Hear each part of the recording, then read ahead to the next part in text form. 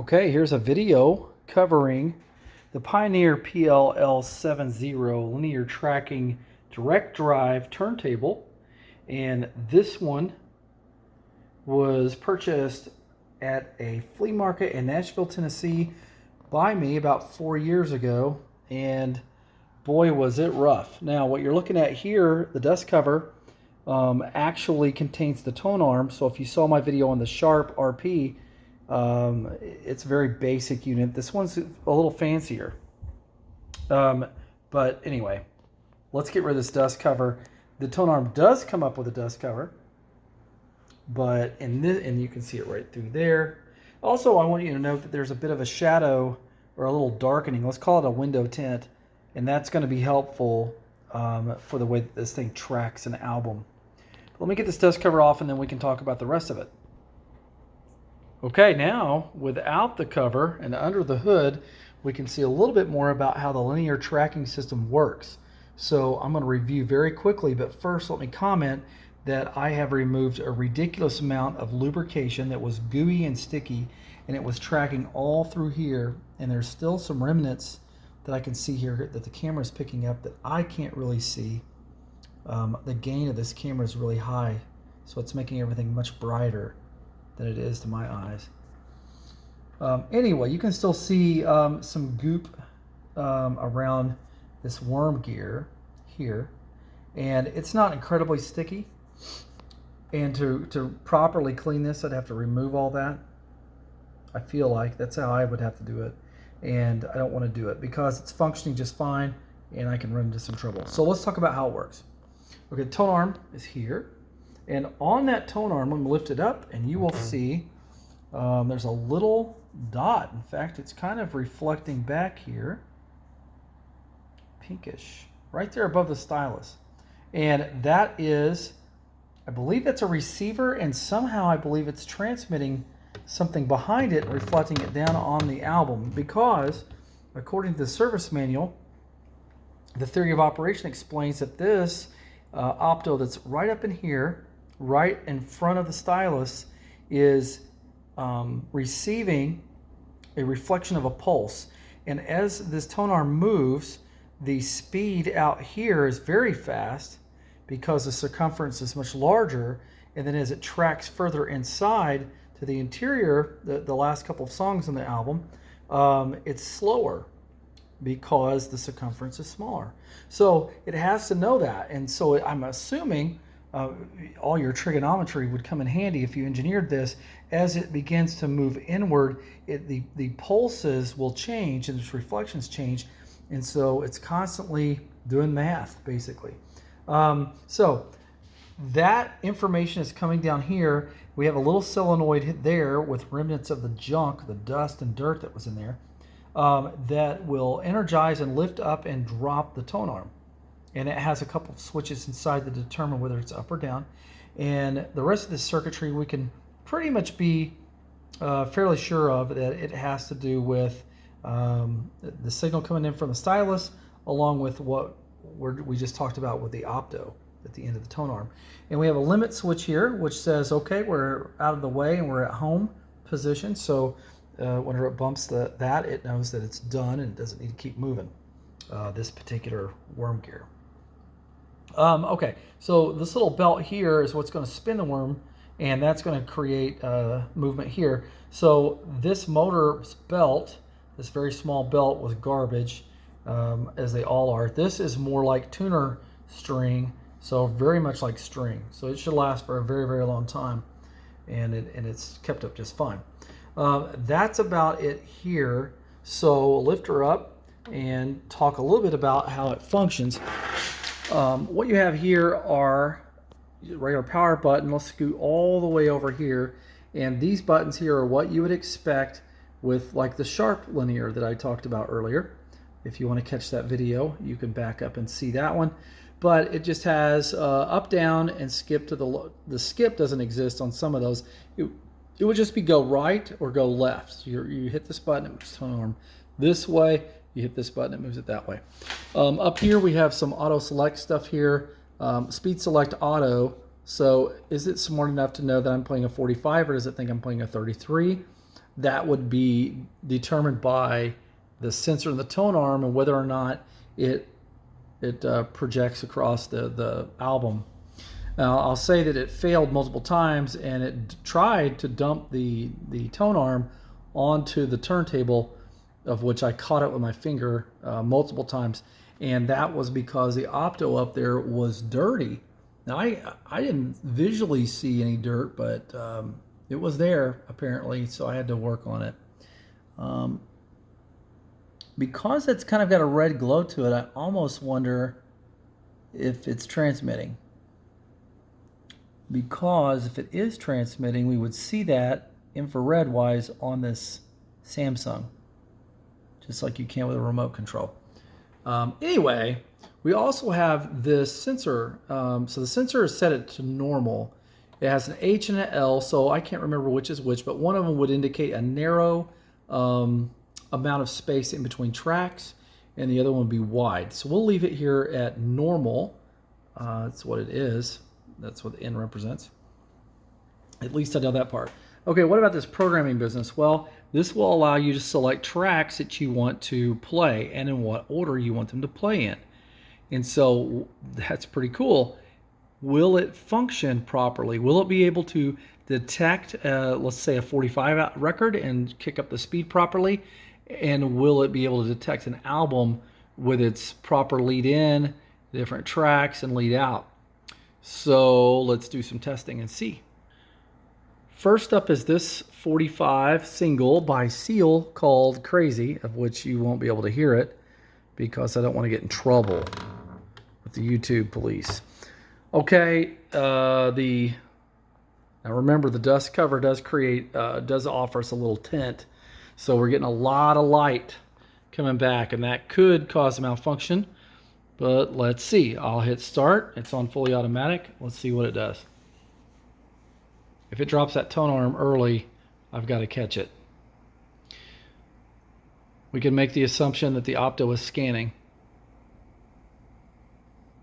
Looks like it found it. Boom. Dropped it. Perfect. It almost looks like it dropped it too far off to the right, but it did it fine. I hear music. The speed is correct, so we're in good shape.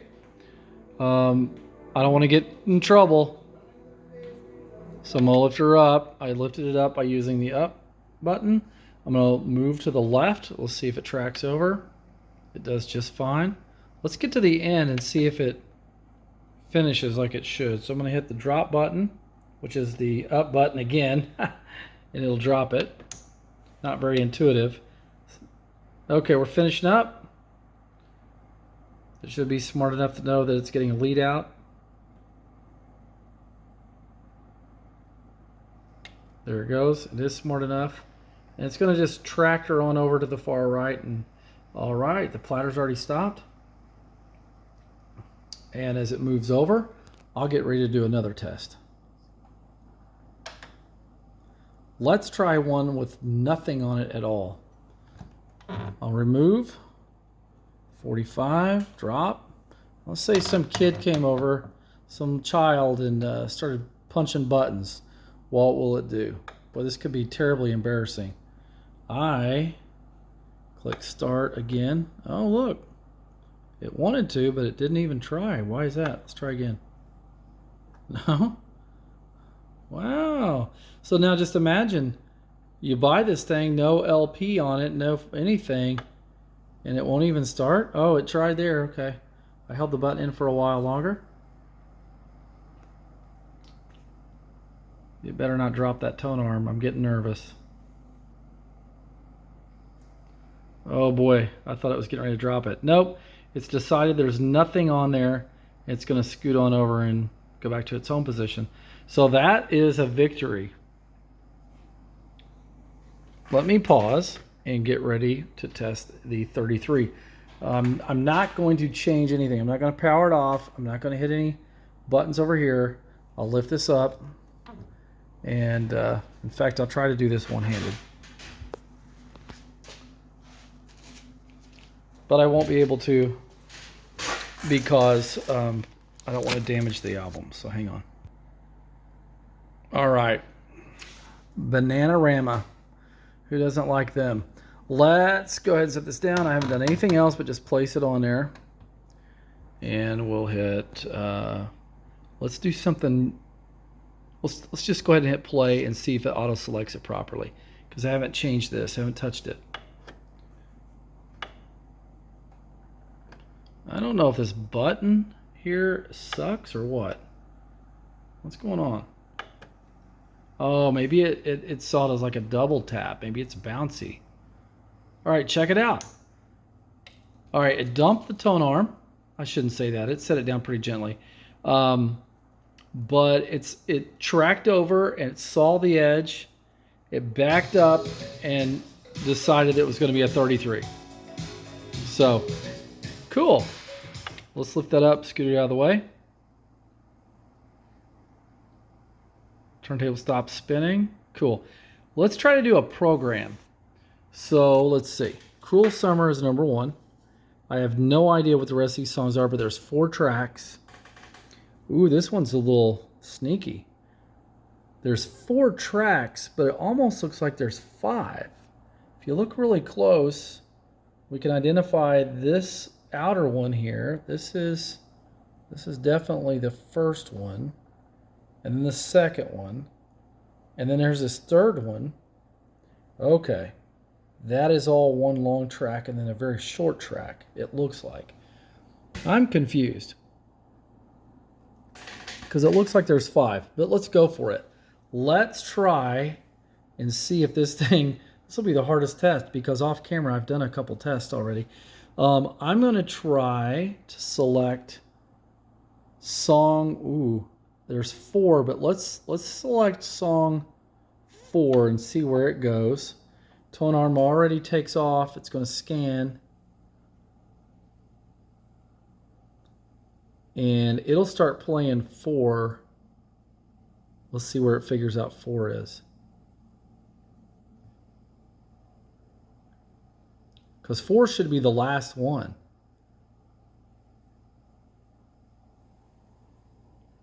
It's not doing nothing. It went to track 1. Huh. All right. I'm going to stop that. And we're going to try something different. I'm going to hit 4 again. And this time I'm going to shadow this thing because there is a lot of light hitting this. So let me try to find an album cover. We'll just use the Bananarama album cover. All right, program 4.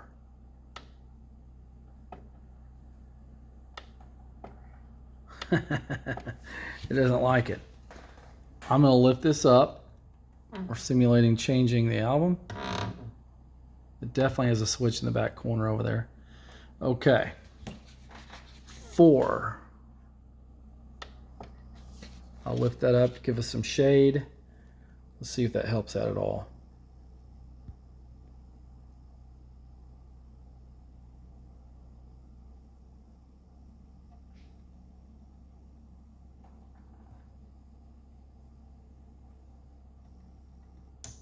Oh, look where it dropped it at.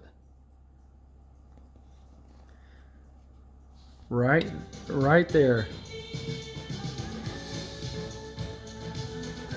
That's smart.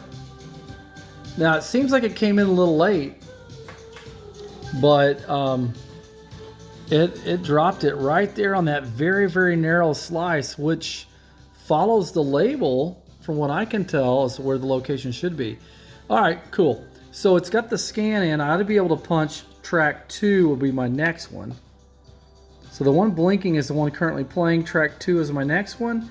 And then let's end with 5 doesn't exist. Let's see if it'll take it. It tried. It says it did. Okay. All right. So I'm tired of this song already, and I don't want to be canceled. So I'm going to hit skip to the next one. Let's see if it goes. See if it remembers. Track 2 is where I'm going.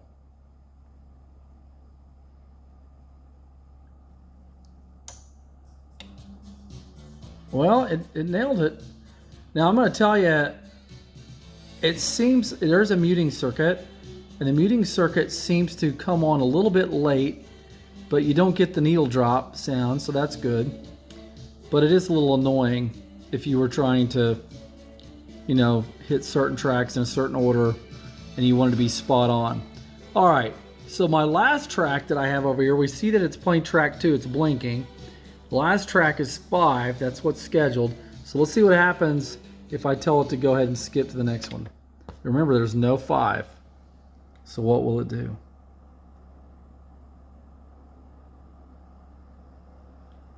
Huh. Cool, it just went to the lead out. All right. Well, I think this has been a successful recondition of this particular unit. There's a lot of cool tech going on here. There's some Pioneer labeled ICs underneath. So if you take this off, and I took this off first, and all the circuitry is mounted up underneath on this piece of the chassis. So I took the bottom one off, washed it with a hose because it was that disgusting, and then really scrubbed it with a couple of microfiber cloths. Put it all back together. No cold solder joints or anything like that. All the connectors look fine. It was just dirty. And again, all that fell into the basket here. So all the circuitry really wasn't that bad because it's mounted underneath, like I said. So most of the nastiness was all up in here, where gravity just allows things to fall over. It's kind of like whenever you deal with an audio amp and it's just disgusting inside, except this case we had lots of lubricant. But overall, hey, look, if you have patience, if you're willing to take the time to read some technical manuals, and hopefully you have some technical expertise already, but even if you don't, if you can pick up one of these for, you know, $10 or $20 and they don't work, and you want a project and you want to figure it out and you like vinyl, I say do it.